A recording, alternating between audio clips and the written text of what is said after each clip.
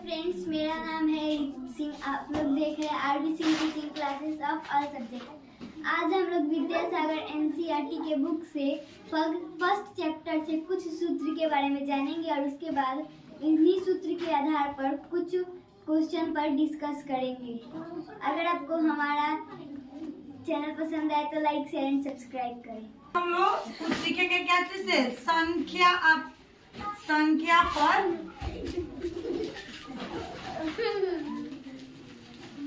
आधारित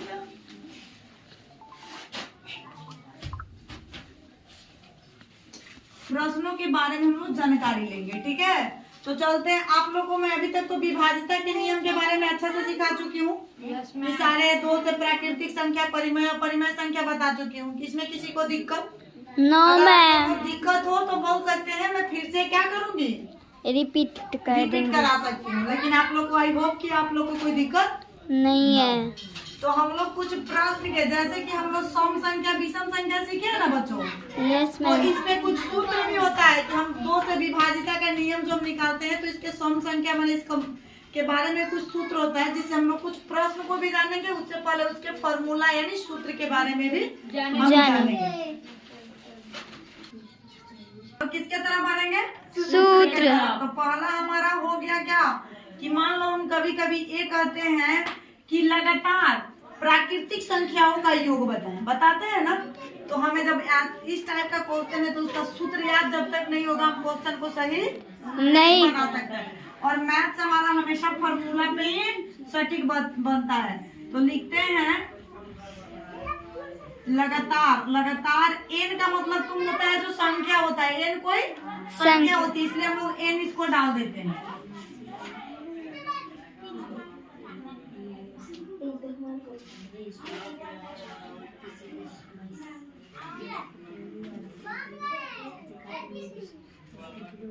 लगातार प्राकृतिक संख्याओं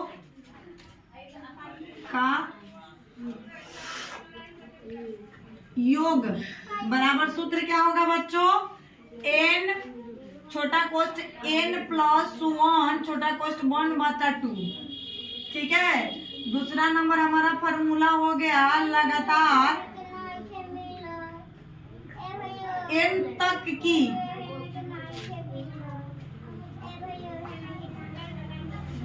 प्राकृतिक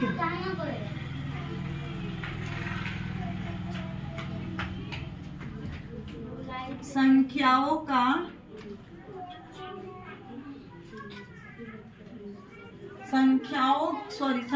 के योग के तो लिखवा दें, संख्याओं के वर्गों का योग। ठीक है, वर्गों का योग बराबर क्या होता है? तो n छोटा कोष्ठ n प्लस 1 छोटा कोष्ठ 1, फिर इंटू, हम इंटू बीच में दे सकते हैं या नहीं भी दे सकते हैं, तो हमारा इसमें बीच में गुना हो जाता है। 2n प्लस 1 बटा 6। समझ में आया? सूत्र समझ में आया? लिखाई समझ में आ रहा है आप लोग को?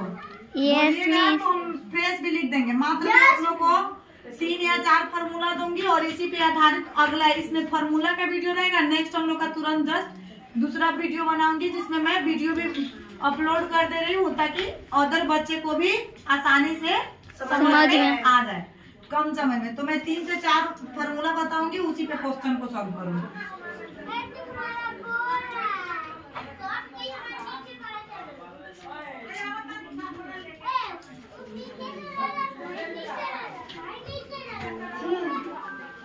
अब हम जानेंगे घनों का योग। तो लगातार n तक की प्राकृतिक संख्या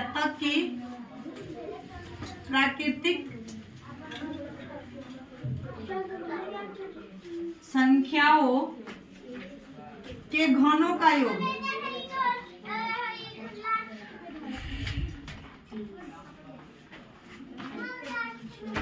अगर घनों का योग पूछे तो हम कैसे बनाएंगे बच्चों? तो इसमें होता है मझिला कोष्ठ, फिर n छोटा कोष्ठ n प्लस 1 छोटा कोष्ठ 1 बटा 2 मझिला कोष्ठ बंद बटा स्क्वायर हो जाता है। समझ में आया? थोड़ा सा हमें मझिला कोष्ठ लिखने में प्रॉब्लम हो रहा है, ऐसा लिख देना।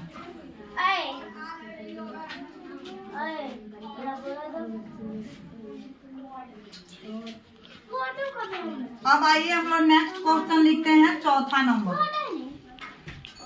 सम संख्याओं का योग अगर पूछ दे तो कैसे लिखेंगे, ठीक है। तो इसमें भी लिख देंगे आई लगातार। लगातार एन का मतलब आप लोग को पता चल गया ना, एन के जगह पर यानी कोई संख्या। लगातार एन तक की सम संख्याओं का